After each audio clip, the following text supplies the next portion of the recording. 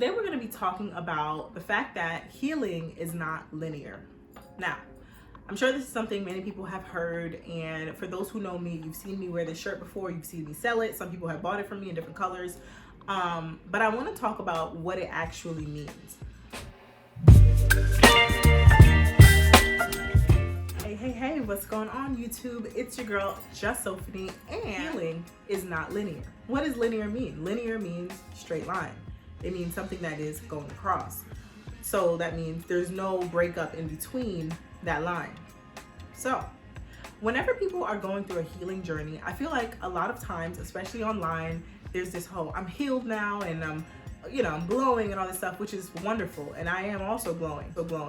But I think that sometimes we get a little bit so caught up in this idea that once you're healed, you're healed. That's it. Once I'm healed, that's it. Healing internally and emotionally and psychologically, or however, it's not like, for example, when you have on a band-aid, right? So you got cut. So let's say you get cut, right? And I'm sorry, it's my middle finger, so I'm not trying to stick it up at y'all, but say you get cut, right?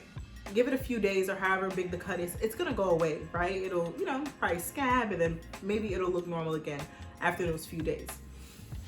But when it comes to the healing process that is life, you're going to constantly be in a state of healing. If you think that you're gonna get to a point in life where you're healed fully and that's it, it's not happening, all right? So brief story for me, because I am kind of currently going through a situation that involves some more healing that I'll have to do. But the one thing that I noticed recently in conversation with one of my loved ones is that I have healed a great deal. And the reason why I noticed that, so my sister asked me, she was saying, why do you think you may have reacted to that situation in this specific way? And when I thought about it, because she was like, what was triggered in you that made you react in this way versus maybe a different way? And I said, you know what? When I think about it, I did a lot of healing. I've gone to therapy, I've talked to people, I've gone to therapy, I've talked to people, I've journaled, I've discovered myself in different ways.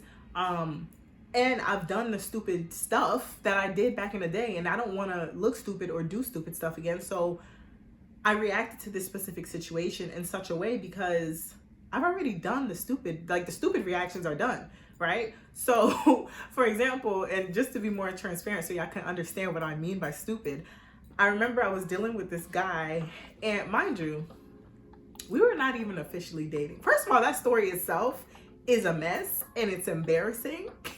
And I don't think I'll ever repeat it on YouTube or anything because I know people do story times and they tell all their business. I have shame, okay? Some of us have shame and just would rather keep things personal. But we weren't even really dating, and I pulled up at his house and I was like, yo, are you home? Mind you, this is when I was in Jersey. So, you could take a girl out of Newark, but you can't take the Newark or the Irvington out of her. So I was like, and it wasn't that I was trying to fight him. That was absolutely not my intention. But for him, it came off as a little aggressive. He was like, is somebody in the car? You're not gonna beat me up? And I'm like, really? I've known you since we were basically kids. I'm not gonna do that to you. That's stupid. Our families, our family friends, come on, be for real. So honestly, I just pulled up to it was more of this to show how passionate I am about our situation. And it was just dumb. Okay. It's dumb. Sister, the man did not want you. Why were we doing that? But we got to go through our stupid moments. And so in this current situation that I'm in, when it ended, my reaction was very peaceful. And the reason why it was peaceful is because I've done the healing in that specific department of my life where I'm not gonna hoot, holler, and shout about certain things because what's not in my control is simply not in my control. And now my therapist, if she were to ever see this video, she would tell y'all I'm lying because I have control issues with my life and the way things go.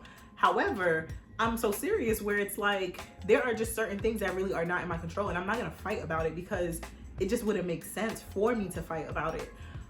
So again, in the sense of this shirt and this line and just the words, don't expect your life to just be I went to therapy 5 years in a row, healing is done, and you're looking around and nothing's gonna bother me now. I'm never gonna be depressed. I'm never gonna be stressed. Nothing's gonna hurt me.